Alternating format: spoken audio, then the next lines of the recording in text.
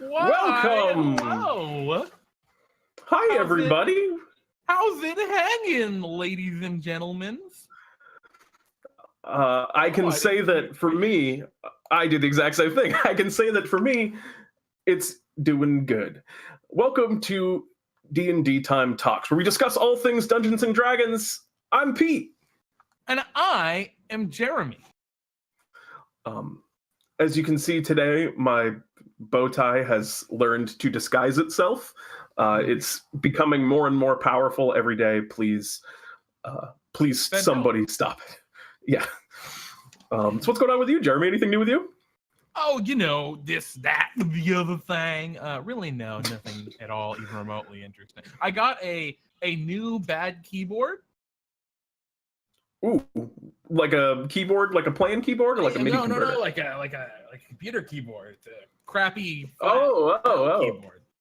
Oh yeah. Oh, I love this thing. What? Well, nice, man. That's pretty exciting. I guess all the time at work, and I've gotten very used to it. I'm probably gonna hate it.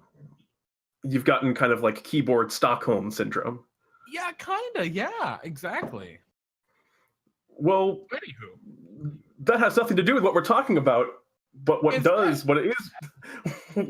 is today's topic, which is difficulty and character death. Over the next hour or so, we're going to be breaking down all kinds of stuff about those two things. In particularly, the focus is going to be on character death. Yeah, and feel free to join in on the discussion in the chat. If you have a topic that you want us to talk about in a future episode of DnDTime Talks, please let us know. But without further ado, let's dive right into today's kind of spiel. Pete, player death and difficulty. I was gonna say, mind if I take it away? Please. I will then. So yeah, we're talking about difficulty and character death. In everything that we talk about here on DnDTime Talks, one of our kind of underlying golden rules is do what's the most fun for you and your players. Which we're going to kind of contradict ourselves a little bit here in that character death is pretty much never actually fun for the people involved. It's usually unfun for everybody at the table. But what we're going to try and kind of say is it's something that a game kind of needs. It's the D&D equivalent of, taking your medicine. The underlying fear that your character might die is a major factor in what makes it kind of fun to play D&D. Having that as a possibility, it makes your choices as a character feel like they matter. It seems like your actions have real consequences. And then when you eventually win, it makes you feel like you really accomplished something because there was something at stake. D&D is like one of the only games that you'll ever play when you don't get to just kind of restart where things don't go your way. So it makes character death a really important aspect of the game. Yeah, and in fact, when things don't go your way, that just makes a new story. And that's, Absolutely. That's a huge part of it. It's not just that you don't do it; that's counterintuitive to all of D&D. A lot of people, especially nowadays, that are new to D&D, that are coming into the hobby and really starting to enjoy it, are coming from a background of video games. And in video games, like Pete was saying, when you die, when you lose, you start over, you try again, you have that option. And D&D has a little bit more to it than that. But that's part of why we're going to really talk about this. Handling player death, and both as a dungeon master and as a player at the table, is one of the most difficult things to really do, at least to do really well. You want a character's death, if it happens, to feel meaningful, to feel dramatic. And you want, you don't want to ruin the game. You want everyone to keep having fun. You don't want to take what could be hundreds of hours of people getting attached to their characters and playing together and building a story to just totally crumble because you botched the whole character death situation. And that's a common story that you'll hear is players that have these huge histories. When a character that they care about dies, they just don't want to play anymore. That's it for them. And it's interesting we talk about that, right? Because when our class series, class breakdowns, we only go up through level 7. There's a reason that a lot of campaigns don't go beyond level 7, and this is one of them. This is that's on the list. Like, probably it's up there. Yeah, pretty big on it. Up there too, I think, but Yeah. So this topic, before we jump really into the meat and potatoes of it, it applies to everyone. And yes, it's going to sound like a lot of what we're doing is talking at Dungeon Masters, but it's really, really important to know that as a player, knowing this is equally meaningful, because being able to come to the table and talk openly with your Dungeon Master about your expectations, what you want, is going to help prevent any sort of issues with this in the future. It's equally important for the player to understand the reality of character death and how that's going to work, as well as Dungeon Master, and the consequences in Fallout, which we'll talk more about later. Indeed. A couple of comments in chat here. We have Tats and Gatsy said, "Without death, there is no life." A very succinct summary of what we're talking about. You need that kind of contrast and that threat to bring out the fun in the game. And then Eidolon says, "For me, D&D is not a single player experience, and I try to make sure my players know that the story is more important than any one of them." I think that's a really good point. It absolutely is the case. Although, just to clarify, I think that when you say the story, not to imply that the story, I think people often associate that with the DM's kind of plan. But I think when you say the story, just to clarify, that you mean what you've all built together, and the tale that you've told as a group is more important than one individual. And, in that character's dying, you've made that story more interesting. And we're going to hopefully talk about kind of how to do that today. Yeah, and before we jump right in, we're going to talk a little bit about difficulty in games, because setting and understanding a difficulty and how you want the game to feel is a really important first foundation. After that, we're going to discuss a little bit about how to actually handle death when a character does die. And then after that, we're going to talk a little, and we're going to also talk about the consequences of it.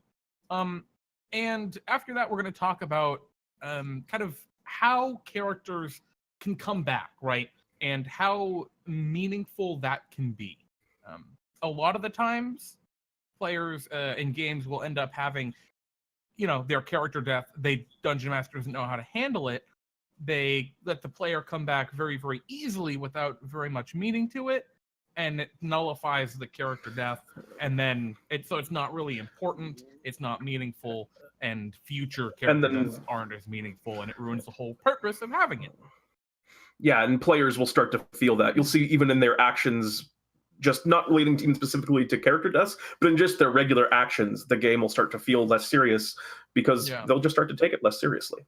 Well, a great example of this is normally we talk a little bit about popular culture in our class series, but before we dive right in, Critical Role is it's a popular Dungeons and Dragons game, and for those who followed the original campaign they ran, there came a point toward the end where, at least for me, it felt like the players weren't afraid. They weren't threatened. They weren't menaced by the enemy because they could come back like that. And they felt that way, and it showed in how they played and how they acted. And that's the kind of thing that playing D&D, you want to have the illusion, the suspension of disbelief, and the illusion that when your character dies, they're dead. And sometimes they are. But anyway, let's jump down. Let's talk about difficulty, Pete. So a good place to start, as always. We a good place to start, as always, is the thing that we always talk about. I was talking about one of our golden rule: what's fun is good. The other kind of golden rule that we have is talk about it. To begin with character death, at the beginning of your game, you and your players should have a real serious conversation about how important of a factor you want character death to be in your game. How hard, how difficult do you want your game to be? Because there's no right answer to that. There's a lot of different ways you can play, and a lot of them are very fun. There's one that I think me and Jeremy are both going to kind of agree is the best way to play. But you can have great games that are either like super high difficulty with people dying all the time, or maybe even almost no difficulty. I thought that was the best. Also, I would like to just a quick caveat to everything that we say tonight. Do not look to Pete and Jeremy's D&D time for how to run character death in games. No. Don't look to our games on Friday. Actually, that is not how you. If that is what is the most fun for you and your players, and that's the game you want to run, do it. Fair. That's totally fine. The benevolent, friendly NPC who always revives you, that is a perfectly valid and reasonable way to play. And if that's the kind of game you want to play, there's nothing wrong with that. So don't that's true. think that Pete and I are going to be focusing a lot on the classic high fantasy setting.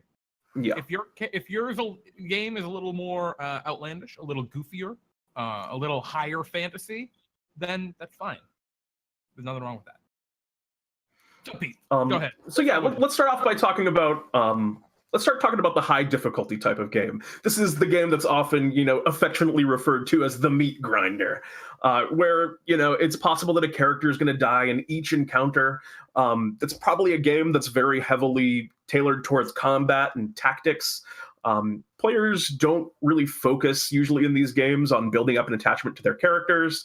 And these are players who are going to get more satisfaction and DMs and more satisfaction from overcoming challenges.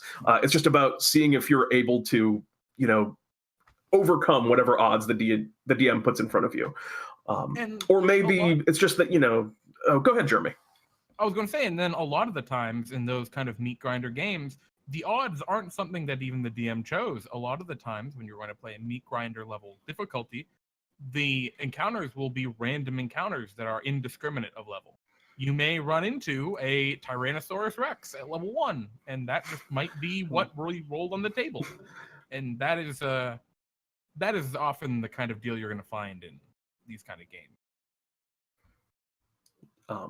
And, this kind of game, I think to a degree, it breeds a little bit of a detachment between players and their characters.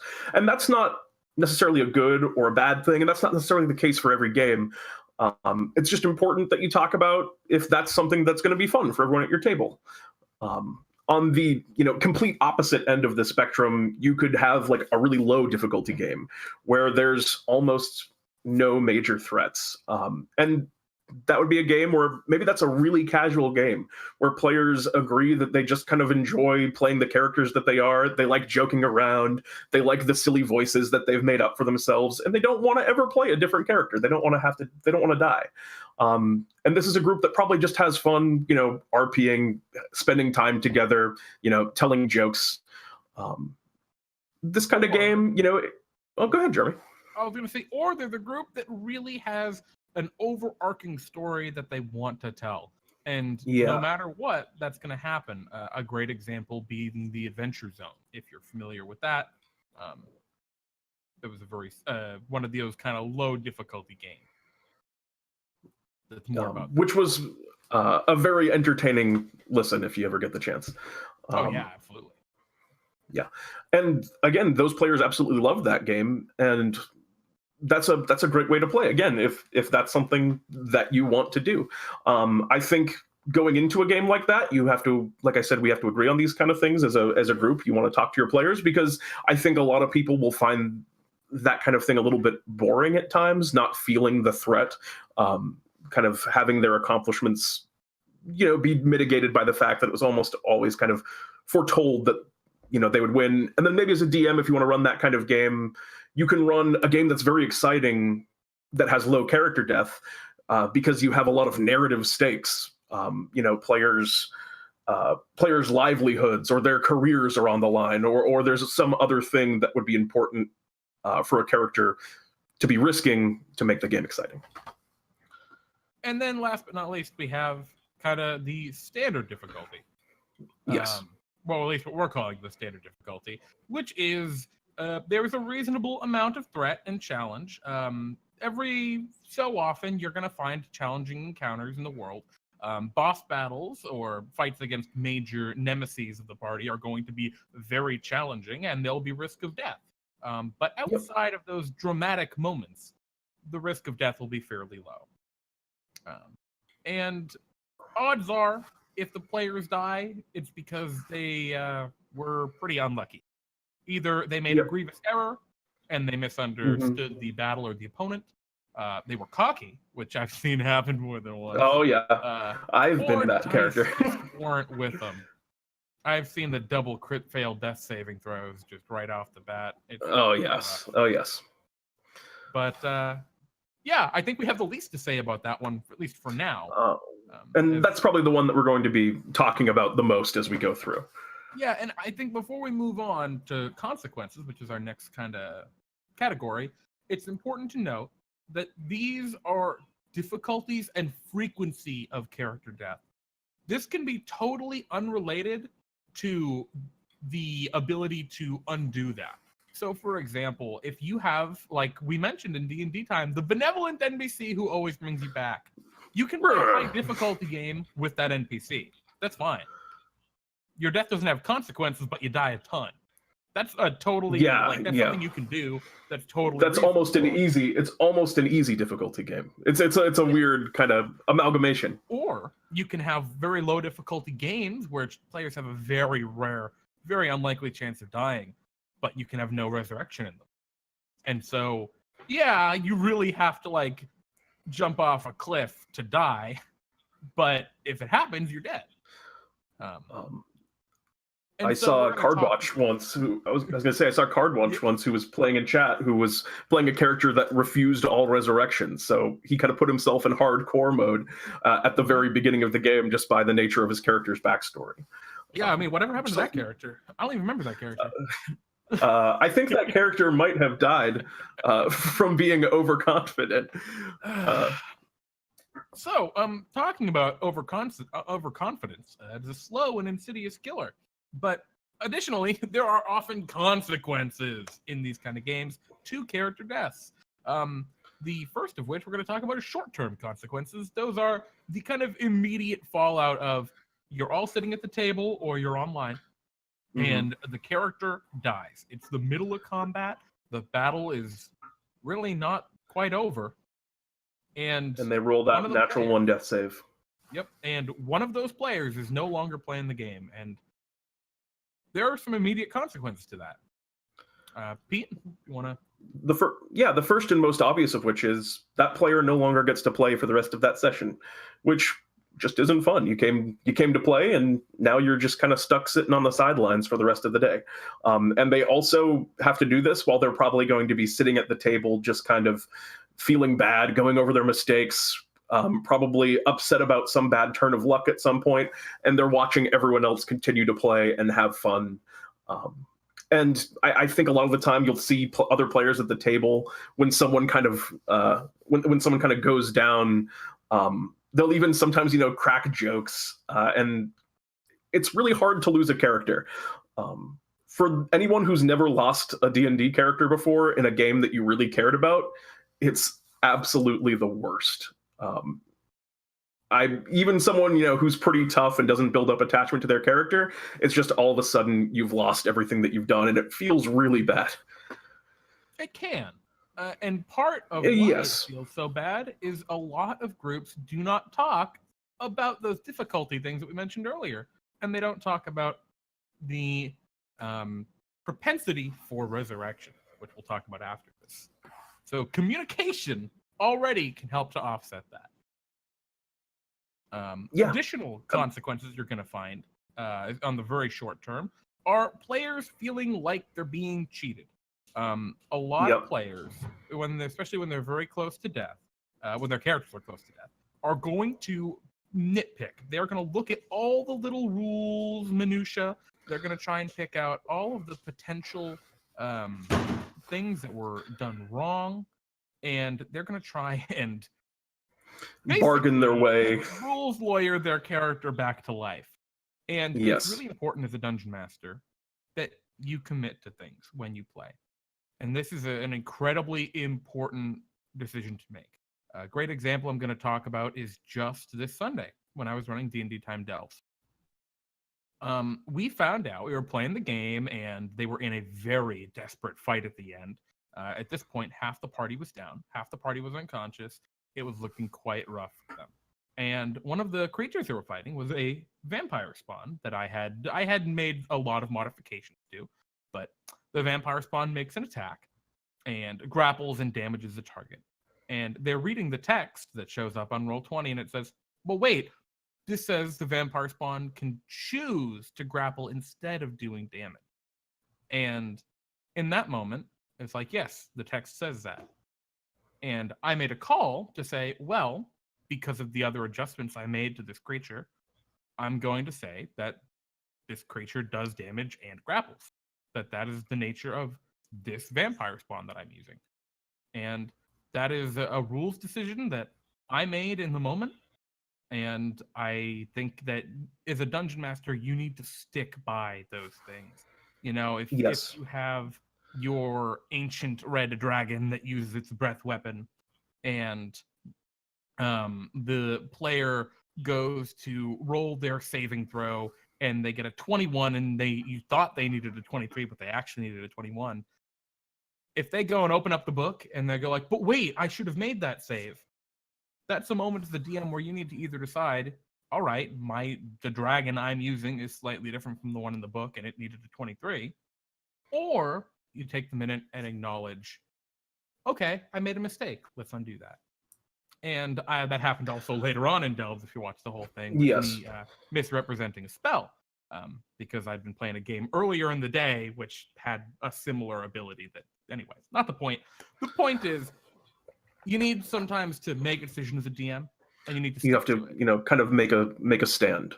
And I think that would have been a lot different if the first time one of those vampires attacked one of us and did the grapple thing, if we had brought it up at that time, I imagine that what you would have said was, yeah, you're right, that was my mistake on the reading of that. But we had at this point spent so much. I kind of relied on was doing damage to you. either way, it would have been more likely that you would have been like, oh well, yeah, that's a mistake, we can just change that now. But we had been treating it that way, and the choice that Jeremy made was to kind of preserve the narrative integrity. This is how the game was. We can't go back and change everything about it. So I think that was a pretty large factor in that decision, if I'm not completely mistaken. Oh, absolutely. And part of that Yeah. is sticking to it. Especially, right, if it's something that the player screwed up, that's on their own volition.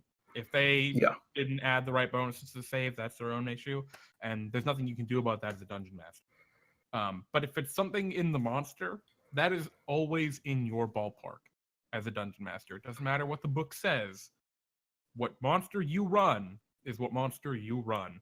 And you shouldn't back down, especially if a player tries to call you out and say, "Oh, but you ran the monster wrong because look at here in the book." Yeah. You never run a monster wrong unless Unless there's you almost no say, unless on that. if Yes. you say, There we "Oh, go. I ran the There we go. monster wrong," then you did it wrong. Otherwise, it is a decision that you made as part of the game. Stick to that. Very important. So that's the short-term consequences. That's what happens immediately. The player is out. Everyone else plays. You have to. We'll talk a little bit more about dealing with kind of that moment as we move on.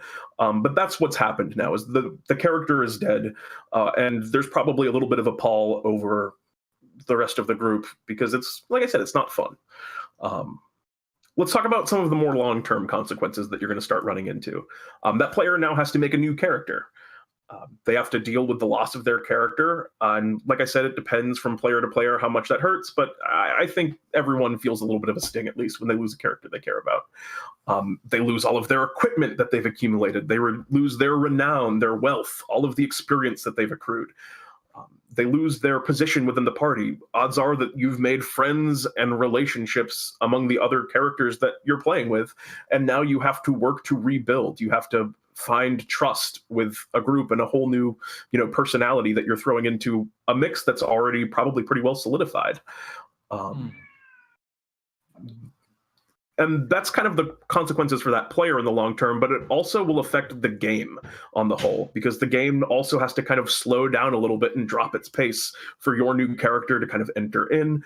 Or maybe if you're doing sort of a resurrection thing, there's like a whole diversionary track off of whatever it was that you were doing, where now you have to go on a quest to, find some way to resurrect this fallen character. Yeah, and as a dungeon master and as a player, it's actually very important here. Remember, as a player, this is also your responsibility. You need to deal with these consequences. So dealing with, let's say, these longer, let's talk about the short-term ones. How do you really deal with that? We've already mentioned a little bit how to deal with sticking to your guns, especially if you made a decision and sticking to whatever's going on in the game. But there are some more ways to kind of soften the blow and make the character death feel important, especially if it was like a random one-off death. Nothing feels worse than having a character you love killed by the random giant guard that you ran into in a random encounter. Yes. Yes. So let's assume, for the sake of this argument, that this isn't a heroic death, because I think a lot of players, it's a lot easier. Like if a player, for example, sacrifices themselves to dive in front of the blow from, the elder dragon that you're fighting to save one of their allies, that's a death that character is going to remember forever, and odds are they aren't upset. They knew what they were getting into. But let's talk about that random guard death. For starters, maybe give that character the opportunity. You can preserve the narrative from it. Maybe give that character the opportunity to say a few last words. Maybe give them a chance to speak out, to give some solace or words to their allies before they fall. That's just a very simple way to start, getting them to, accept that, they have fallen, and also to let them, say something epic at least, even if the death was not necessarily all that epic. Yeah, another interesting thing that you can do is if, for example, the character is a divine character, or perhaps has made a pact with some being, or is in some way a magical creature. Allow them or use some supernatural kind of magic.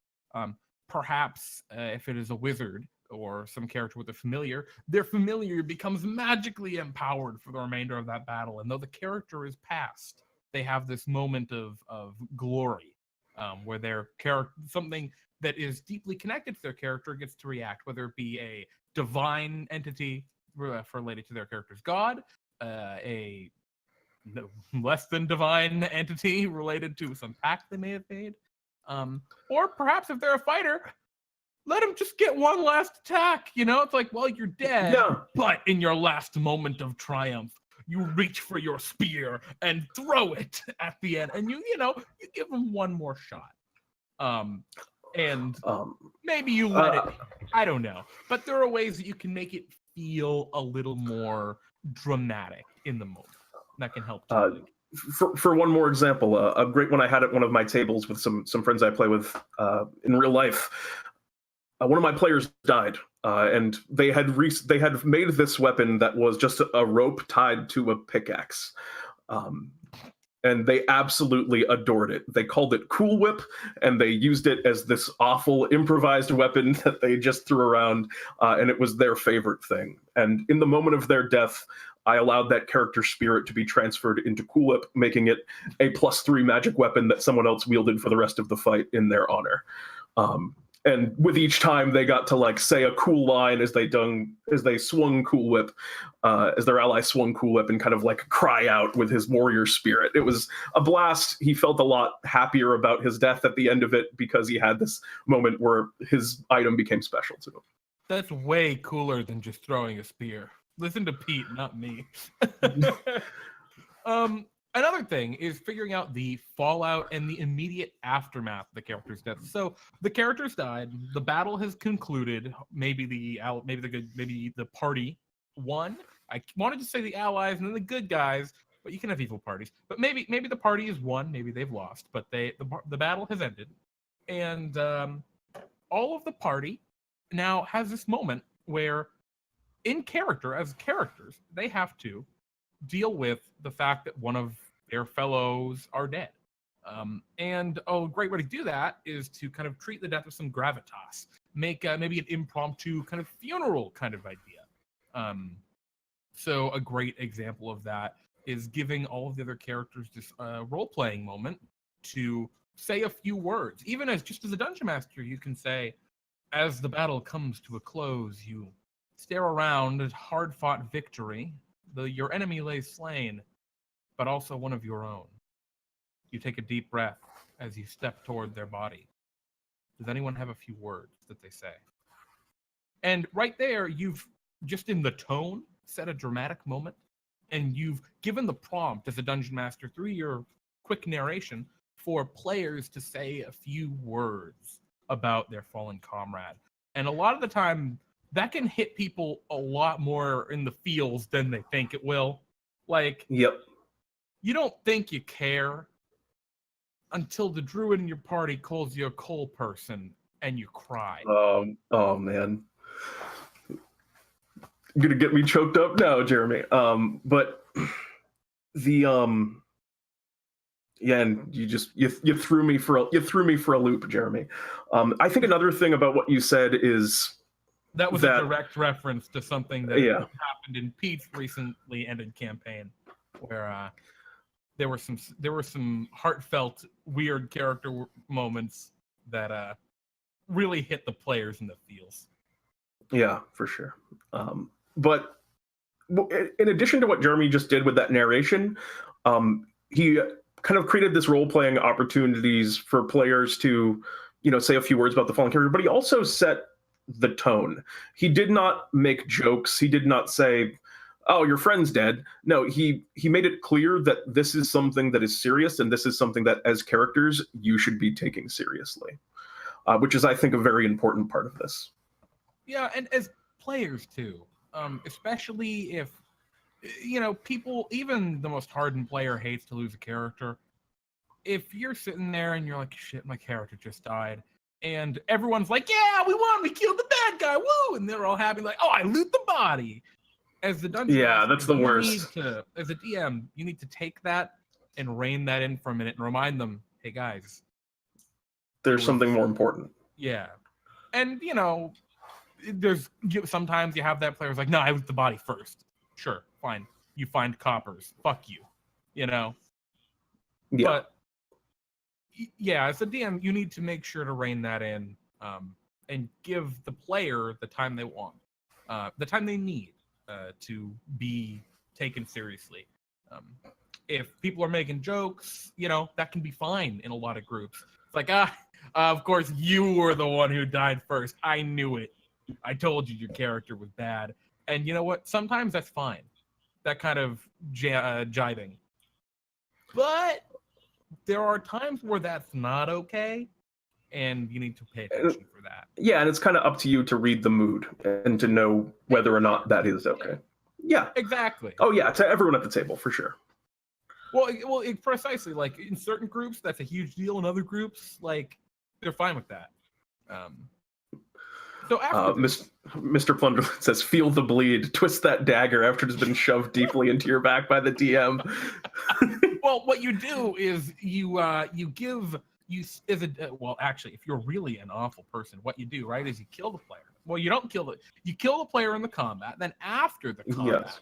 the other players, their characters, find your character on the brink of death, but horribly suffering, and they have to put you out of your misery themselves. Just to don't do that. Or if you're Mac, maybe do that. You decide. I tease, I think. Yeah, let's talk a little bit about getting in that new character. Yeah, because the next thing you need to do, players and dungeon masters need to talk about what's going to happen next session, or maybe even later that session if you're quick. Adding that new character can complicate a lot of stuff. Yes, it's going to. Nice, Derek. It's going to make you a little. It's going to make things a little bit complicated. So, as a DM, I think here's an important ground rule that you should probably set at the beginning of your campaign, and definitely before a player dies and then has to make a new character. I think a lot of people, especially beginner players, their character will die, and then they'll be like, "Oh, well, this is Bilbo's twin brother, Gilbo, and Gilbo is exactly the same as Bilbo in every single way." Don't let your players do that. It will basically be the same thing as saying that their character didn't die and their character had not died, and it will do the same thing as just not having death in your game, as cutting out narrative stakes. You should lay down a ground rule that they have to change something about their character, probably their class, but maybe also their race. But I think class is the core thing that they should have to change about their character. Yeah, and I mean, you can roll things a million different ways. There's no set in stone rules for what they have to do. Indeed. If that player is not going to have fun unless they're playing the same character, that's the case. And it's important, like Pete said, to establish these rules and talk them through with all of the players together at the table at the beginning of a game. Yeah, before you're at this point. Exactly. If you're just telling a player for the first time at the moment their character died, and they're like, the character died 10 minutes ago, they are fucking pissed. A rules error is why they're dead, and they're like, blah, blah, blah, blah. Or they think it's a rules error. Whatever. And they always will. And they tell you, fine, I'm going to play this guy. And you say, oh, you can't do that. They're going to be fucking livid. So it's very important to make sure that everyone's on the same page. Yeah. From the get-go. Additionally, there are some good things you can do with that. So maybe they don't make the same character. Maybe they don't make Bilbo's brother who's identical to Bilbo in every way. But maybe they do make Bilbo's nephew, Frodo. And Frodo really cares about Bilbo. And he has these deep attachments to his now dead uncle. And that's why he goes out adventuring. And all right, maybe they're the same class and the same race, but they're a very different character, and that can be okay. They're different people, and they have an attachment to the party that allows things to kind of roll a little bit smoother, because there's going to be this period of kind of mistrust, I think, for a new character, especially in a long-time party. I think the players that are playing their old characters will go through this phase when they add someone new where it's like, oh, this is a replacement for our old character. The old character was better. This is the person that we knew and we were friends with. Why should we accept this new player? Even though they know from a story standpoint why they're doing it, their characters will role play in that way. And that can be a little bit frustrating for someone to join in. So if you have an outside connection, a reason that your character would want to join this party, maybe they're related to a different character in the party. There's a countless different ways that you can set up a backstory that allows you to blend in easily. But that can make the transition a lot easier if you do something like that. Yeah, another great example is if in the example where your characters are exploring a dungeon and a character dies, perhaps the character that is introduced is also exploring that dungeon. They are searching through the dungeon for their fallen party, and that has been captured, and that's why they're there. And of course, in reality, that their party is all dead. But that gives them a reason to join up with your allies to continue exploring the dungeon. Or even if you've just succeeded and defeated the dungeon, maybe the new character was a prisoner that has now been rescued and joins the party out of gratitude. These are a lot of other ways to connect your new character to the party. And as a player, this is where it's your responsibility to keep this in mind. It's not the DM's responsibility to force everyone else at the table to roll with your new character who's a total asshole to everyone. That's not the DM's job. It's your job when your character dies to at least try to work with the DM to get the character to fit it. Because that's the game you're playing. Maybe your character's an asshole, but he's a very talented wizard, and your party really needs a wizard. And so your asshole wizard markets himself as, I am the greatest wizard for hire in all of the land. Of course, you would need me. Especially and that's you so pathetically. And then they did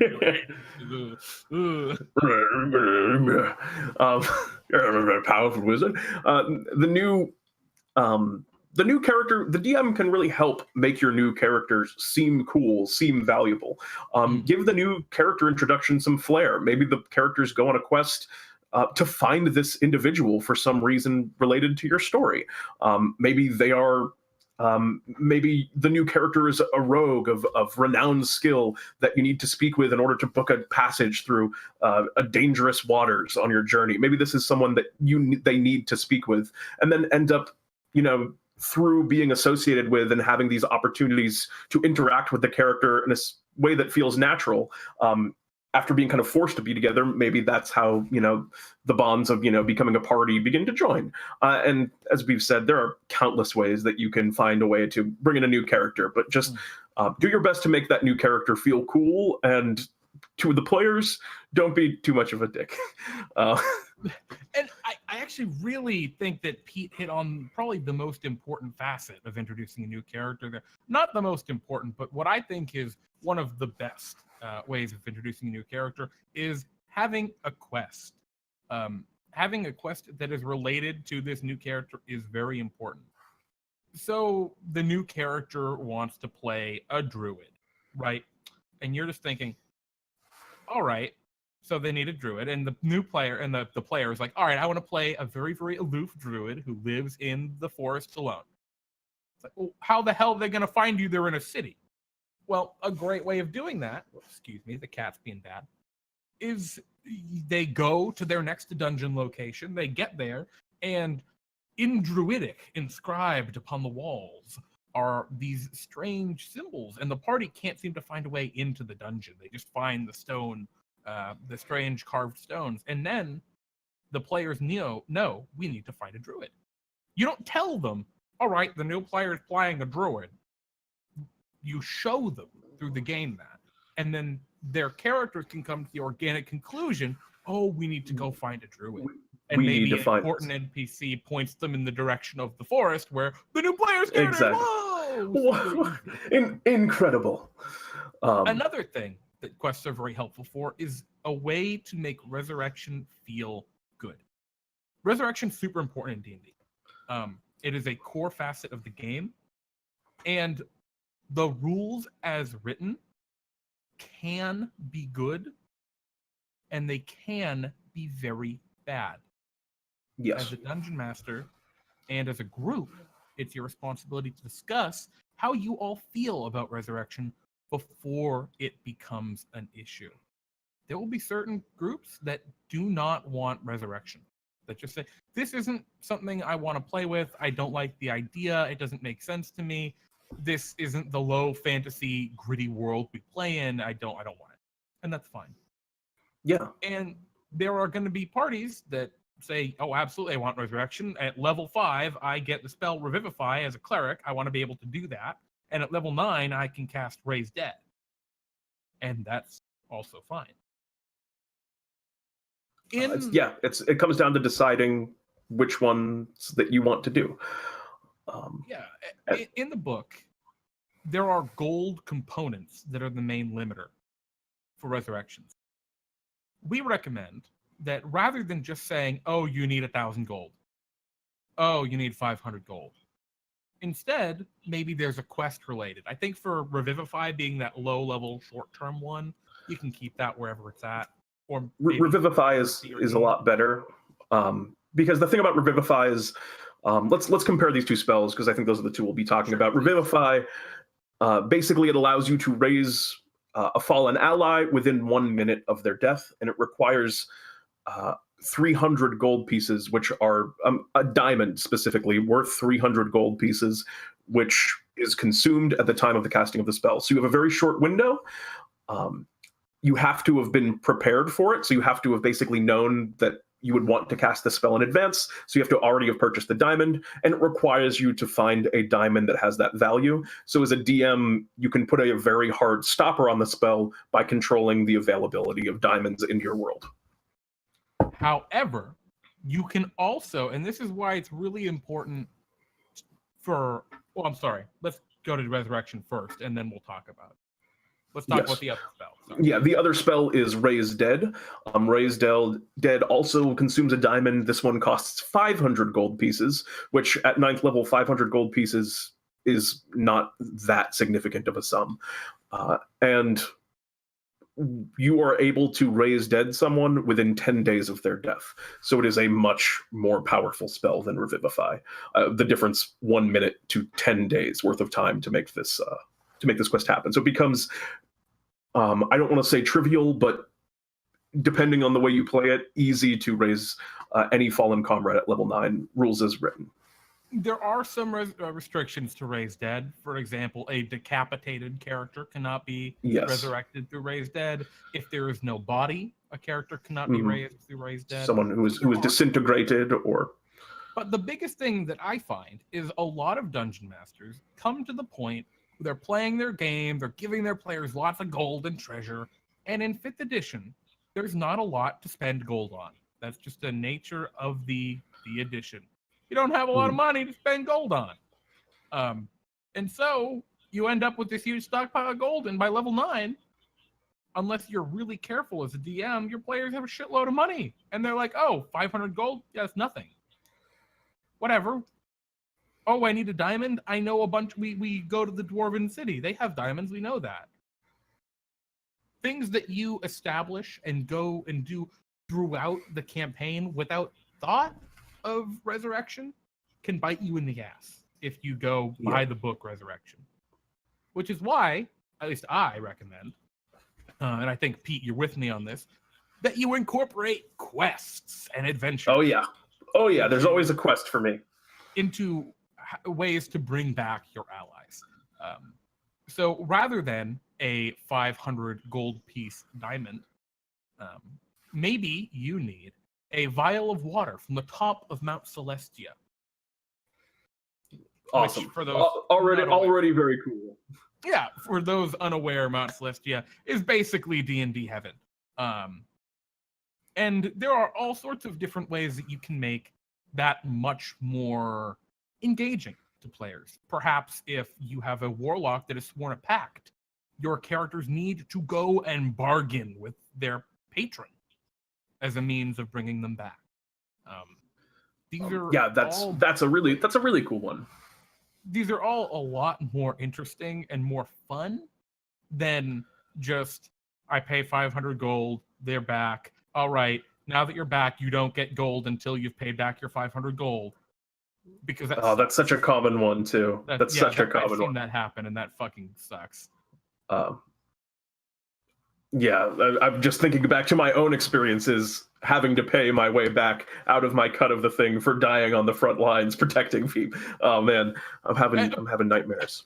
I mean, perhaps even for, I mean, we did the easy ones there with a cleric or someone good needing the Celestian water, or the warlock needing to bargain with the pact with their patron. Maybe if you're a wizard, a rival wizard who's jealous if you has captured your soul in an artifact because he's jealous of, or she, or is jealous of your success as a wizard. And like, they're not evil in any other way besides that. But now you have to deal with this prominent wizard that's flamboyant and boisterous. That's very important in place. And you've created this cool plot hook, this cool adventure. And the takeaway from all of this is that when you do this, when you assign resurrection to a quest, you make it feel when they come back like they earned their return. They didn't just decide like, okay, now they're back. They had to do something. They had to accomplish your return, and that was a natural reward for playing the game and doing the things that they're expected to do. That's the key takeaway from all this. Yeah, and also having a rich and interesting quest and adventure that's super fun related to that coming back can totally offset the bad vibes that players get because their character died. You know, they're all upset their character died, but then they have the most fun quest they've ever had getting them back. And maybe they get to play as an NPC that everyone knows during the quest or whatever. You know, you can find a way to, keep the other character and the fallen player engaged. What happens if I kill everyone? The TPKs. Well, odds are that if you did a TPK, Jeremy, you done fucked up. Or your players fucked up even worse. Like your players made a really egregious mistake, or you as a DM put them in a situation that you probably shouldn't have, or you didn't do a good job telling them that they shouldn't have been in that situation. Stop right there. Before you go on, that a lot of dungeon masters that they have explained and foretold and showed that this situation is dangerous. Make sure, if there is any threat that your players are about to do something that you as a DM know that they should not be doing. Like, they're all going to die, and you know that. Stop for a minute. Maybe take a break, even, like call a break there, and think about how you can explain to them or show them or reiterate exactly the danger of the situation they're about to enter without telling them, don't do this or you'll die. Like, obviously you don't want to tell them what to do, but make sure they understand what's going on. That is another way that players feel really, really annoyed, is when they start to play, they go into the adventure. Actually, a great example, again, DnDTime Delves on Sunday. After that second adventure, I left a very powerful magic item for them that took 1 hour to attune. And I was like, this is my way of telling them to take a short rest before they go into the death chamber. Oops, I didn't know that. But they didn't do it for some reason. And Rihanna expended a lot of hit dice on the first short rest, and there are a lot of reasons to do whatever. But the point is, being clear to your players about the danger they're about to walk into is very important. Players hate to feel cheated, and that's all. Yeah. Are you sure? Is a great. We see this coming up from a bunch of people in the chat. I have a lot of. Are you sure? Always like, you give them this really straight face. Are you sure you want to do that? That's the DM. That's like when your DM tells you that, I want all of you to feel the hairs on the back of your neck stand up because you were doing something you shouldn't do. Especially, you can super do this even better in person if you have a DM screen. Just flip through a book. It doesn't matter what the book is. Just flip through something, look at some notes, then look back up at them and make eye contact. And then break eye contact looking back down at the book and look back up and say, are you sure you want to do that?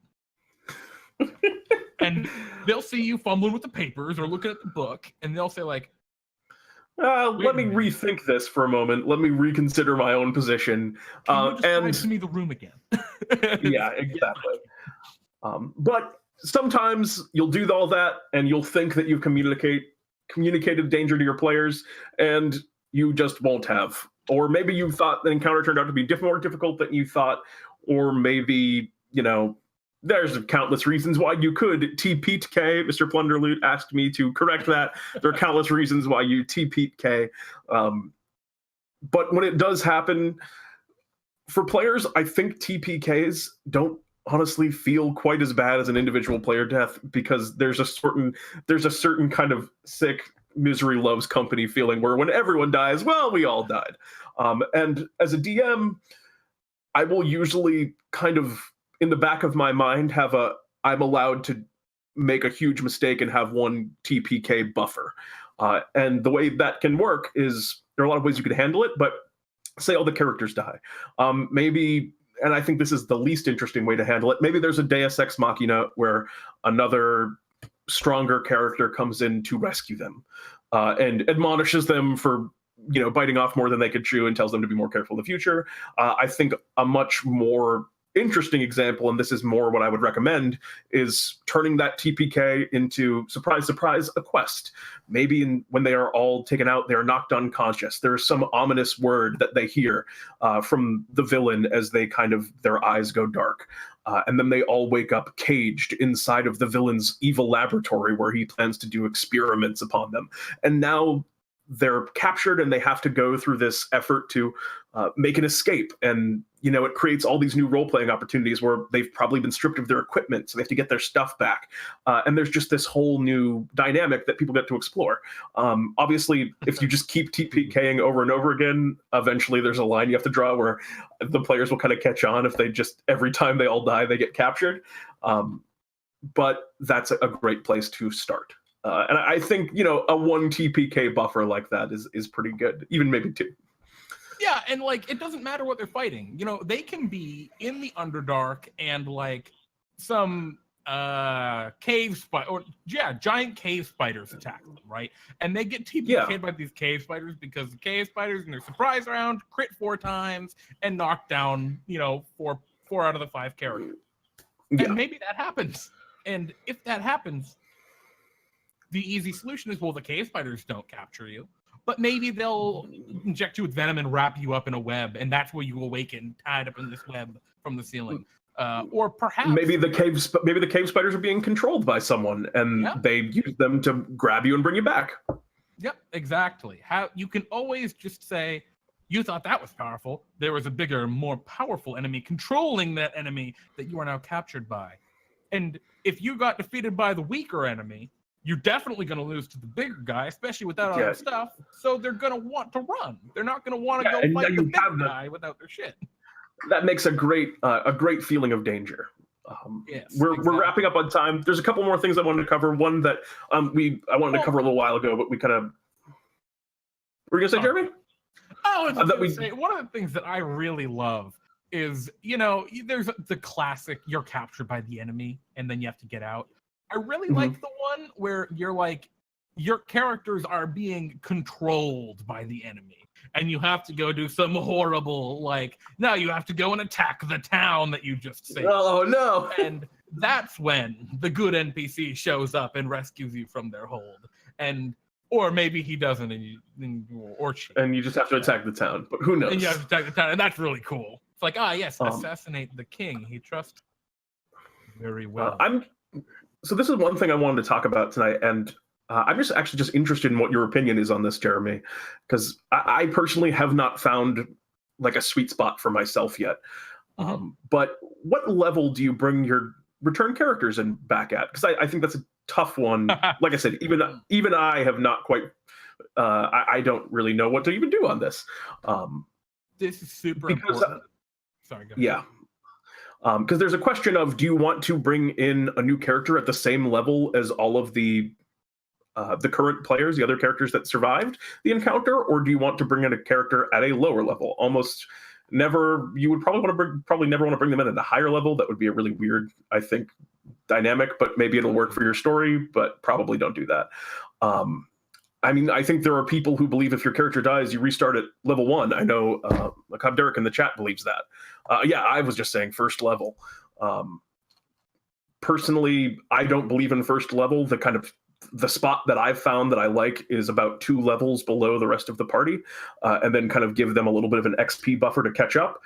And I think that's a good place to, allow the other players to feel stronger and kind of in this position where they're assessing this new potential ally.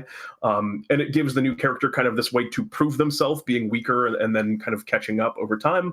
But Jeremy, what are your thoughts on this? Well, I think before you can even really talk about that, you have to figure out what you have to know. What are you doing for leveling up? Do you use milestone XP, where that's true? Once they complete certain adventures, they will level up. Just doesn't matter. We don't count XP. It's just milestone.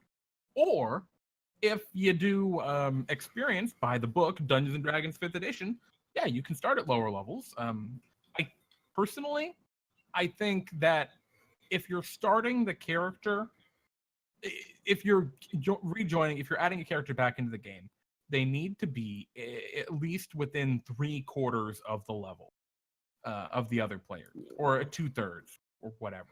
So if your character level 3, the character needs to start at level 2. If your characters are level 18, don't start someone at level 1. Make them at least level 12, but damn, that's gonna feel so bad for that player when their other characters are casting Wish and the difference is it takes such a different amount of XP to level up that they'll catch up quick. So there's something to go off that, but keep the characters close is what we're getting at. I'm inclined to agree, but that's a tricky one. If you bring them back at the same level, maybe they just don't have cool gear, right? That's a really reasonable way to do it. Yeah, you're in. You don't have any magic items. You are starting from scratch on magic items. Hope that the players share some of their treasure with you, which they won't. Well, they're not going to give you the cards. Maybe they'll give you the javelin of lightning they used 6 levels ago when they're level 18. They'll give you that. Yeah.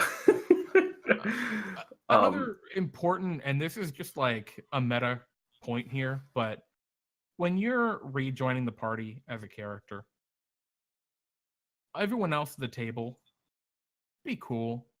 I understand that people get really into character. They're really into role-playing their character, but in the end, you're all sitting around the same table to play Dungeons and Dragons together. Don't be like, oh, I don't trust him. He can't join my party. Don't be that dick. I've seen that before. I get it, wanting to stay in character, but there's a point where, as players, you have to do the classic, oh, you seem trustworthy. Or make it find a way to rationalize it. The DM and the player who died should work together to make that flow. Yeah, the DM will facilitate that as best they can. In the event it doesn't go perfect, don't get in the way of it, is what I'm really getting at. Even if it's out of character, be a little quieter than usual, than your character might normally be. And, over the course of the next couple sessions, maybe your character can voice their slight distrust of the new character. And that's totally fine. But don't be that person who I'm the paladin, I'm the party leader, and this rogue has joined. Rogues are criminals. He cannot join my party. Which is, it's just not fun. Yeah, you're just being a dick if you do that at that point. Yeah. And yeah. So the last kind of point I wanted to bring up tonight was keeping the character that had fallen alive even while they're dead. And by that, I mean their legacy. Make the character that fell important in the world. Let the bards that you hear down just singing on the street sing tales of that character's adventures. Let small children be seen on the streets just pretending and sword fighting and imagine how they could be like the great hero that fell. Unless you're, maybe level 1 and that you have no deeds, in which is the most likely time that you are to die. But especially for a high level character, let them go down in history as a hero.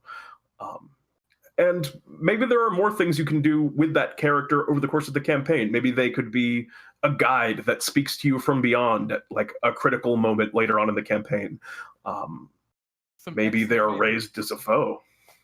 I was going to say some great ways to have them be a guide. There are spells in the game called Commune, called Guidance, called Augury. These are great ways to kind of introduce that character as still a spirit helping the party. Perhaps you run into some sort of deity later on who has spoken to the spirit of your deceased comrade. And yeah, like Pete was saying, another awesome way to do it is have them raised as an enemy. Oh, every player loves to be a revenant hunting down the party. I promise you they will have a lot of fun. It'll probably be cool. Like come back as like, you know, some kind of minion of maybe the Elder Lich that is the bad guy of the campaign who raised him is dead. I promise you the player will have an absolute blast beating up their friends as an evil undead monster.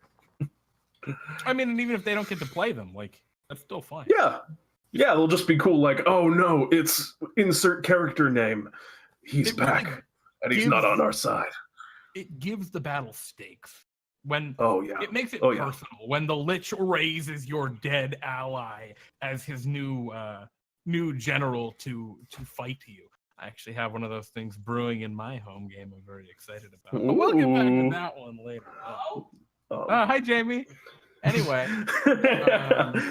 so that's kind of it. Yeah. Anything else you want to talk about, Jeremy? No, I think we touched upon everything.